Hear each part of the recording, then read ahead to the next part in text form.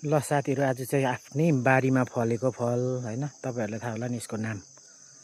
म चाहिँ बोटैमा चढेको छु क्या, यस्तो हेर्नु नि, बोटमा चढेर चाहिँ अब यो खाइदिन्छु, हेर्नुहोस् ल।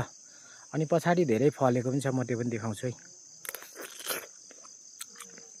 हेर्नुहोस् त, कस्तो दामी कलर छ होइन, मिठो पनि हुन्छ, लास्टमा अलिक अमिलो अमिलो पनि हुन्छ। कति धेरै फलेको छ नि, हेर्नुहोस् ल। हेर्नु त आम्माम होइन, बोटै पुरा नुहेर क्या, यति मजाले फलेको छ। चराहरूले खाएर होइन, सबै यस्तो बनाइरहेछ।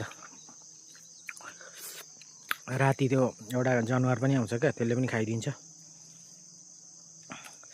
चाहियो भने सम्पर्क राख्नुहोस्। कति केजी चाहियो तपाईँहरूलाई भन्नु त, ल म पुरै होम डेलिभरी गरिदिन्छु ल। मिठो हुन्छ नि, तपाईँहरूले खानुभएको छ कि छैन? हेर्नु नि, चराले खाएर यस्तो